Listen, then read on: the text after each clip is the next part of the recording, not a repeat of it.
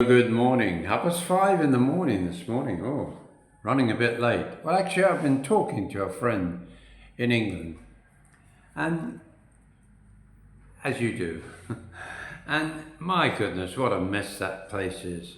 My old country of origin. You know, you often wonder to yourself, I was trying to explain to him how, isn't it funny how everything comes from the top down? And when I mean that, we think of, there's a monarchy in England, what's left of it anyway, as they often say. But there's a monarchy, a king or a queen. At the moment we have a king, King Charles. And I grew up with his mother, Queen Elizabeth. But at the end of the day, on the coins, on the notes, there's pictures of the queen then. Earlier to that, there were her father.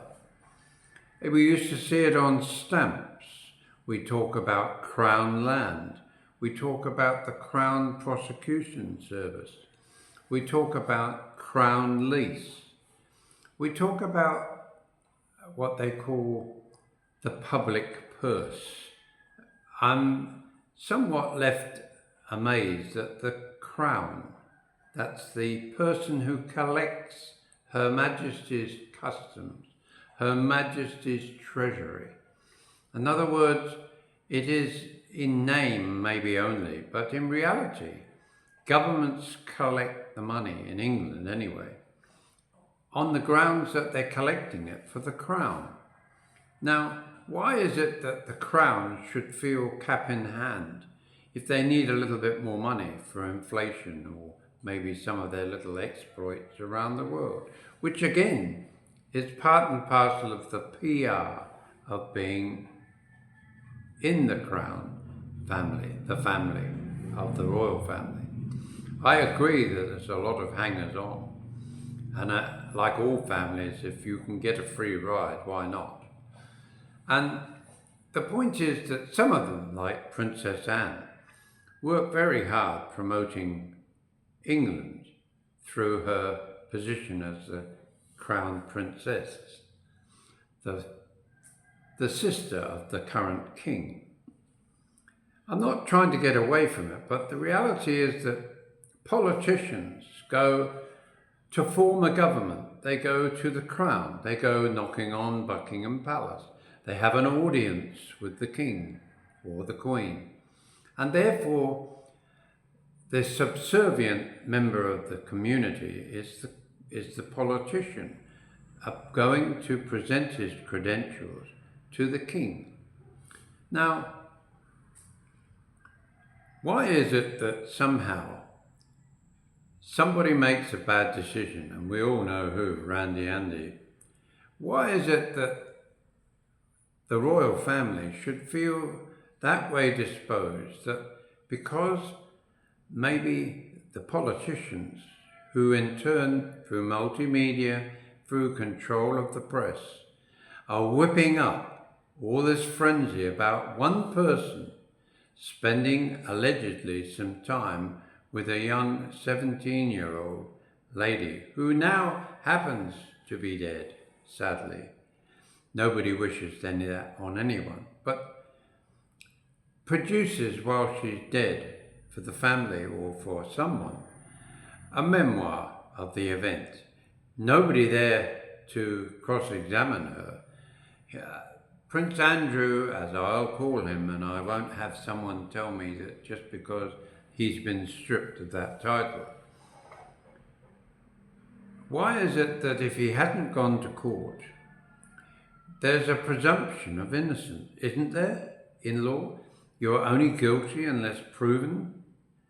And therefore, if you do an American-style negotiation and pay somebody to be, don't tell any more secrets, then they've not done anything officially wrong.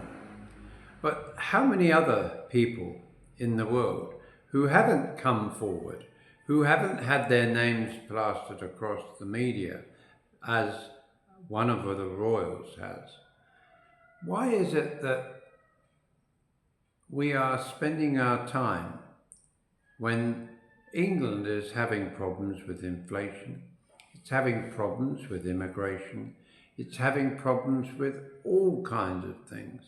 Currently, it's a Labour government in power, and we all have known Labour don't handle things quite the way they maybe would be if they were being done properly.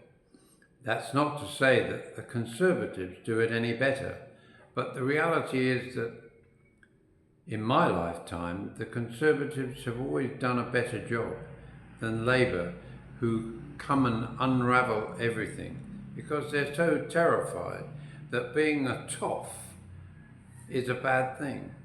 Now, that's just my opinion.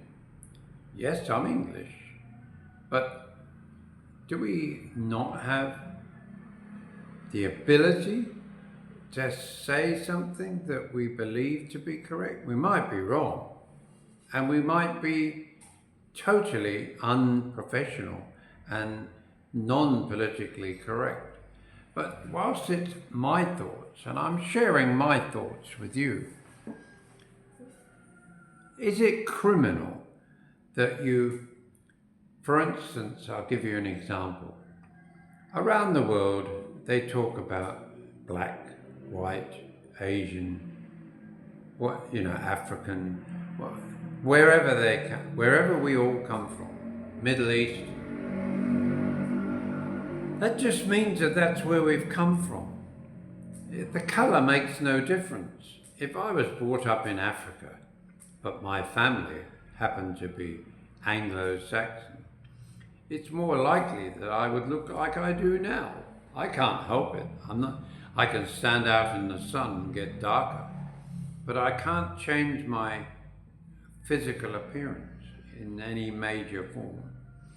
Why is it, therefore, that some people might suggest that if you're African descent or Asian descent, you're more prone to be this or that? I don't see necessarily that all people who look like me are all honest, that they're all squeaky clean. But then likewise, just because I was born in Africa, no, I wasn't, but if I were, does that make me a suspect for every bit of crime that's done in the world? No, of course not.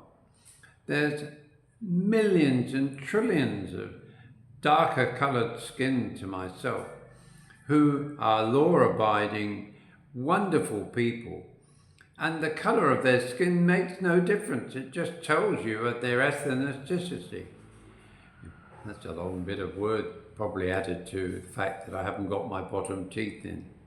But you think of scams here in the Philippines, and the police are always arresting pogos or pogies or something like that, illegal gamblers, and they seem to be being run by Asian groups, very often maybe Korean or Chinese. Does that mean that every time we see a Chinese or an Asian person we think, pogey scammers? No, of course not. Do we go to the Great Wall of China and see a line of Chinese people and say, oh, they're all scammers? Of course not. We have our own intellect, our own ability to make up our own mind about people. There's that wonderful expression, oh, some of my best friends are this, or some of my best friends are that. That's a bit condescending, isn't it? But the reality is that we do think that way. I can remember years ago talking about something and wanting to get down to the bottom of everything. So I said, well, actually, let's get down to the nitty-gritty. You can't say that. Why? Because that refers to people in the early days when they were in the bottom of slave ships. Slave ships? What, you mean people who are one particular group were selling their own kind to people like me in ships to take them far away to be servants of people like me? My God, the world has just gone so crazy. Yesterday I walked down the road, maybe 500 meters away from here, and I went to buy a grinding wheel. And while I was doing so, I couldn't help but hear. No, it wasn't karaoke, it was just somebody with a very loud music, maybe a radio. And it was playing 1950s, early 60s music on it each time I walked past. And I thought to myself, that's so Philippines. You know, yes, they might play Bruno Mars, they might play Adele, they might also play, what's her name? That one, the squeaky clean lady that is worth millions. No, not Gaga, the other one, Miss Innocence. But they play her music on the radio, but so often it's played on the radio is the music of the 50s and 60s. So in a way, we're trapped in a. This little doggy wants to come up.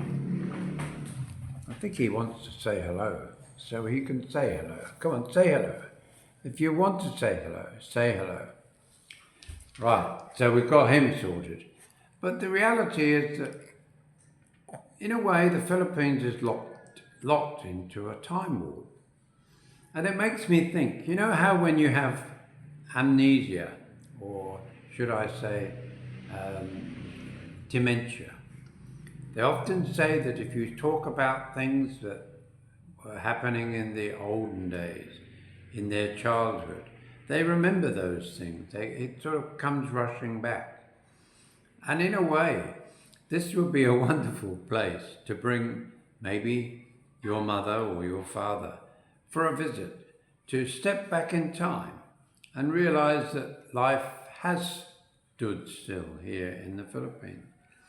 And therefore, it gives everybody a chance to feel what it's like to live like normal people, working each day, just worrying about putting food on the table, living a normal everyday life, looking for happiness.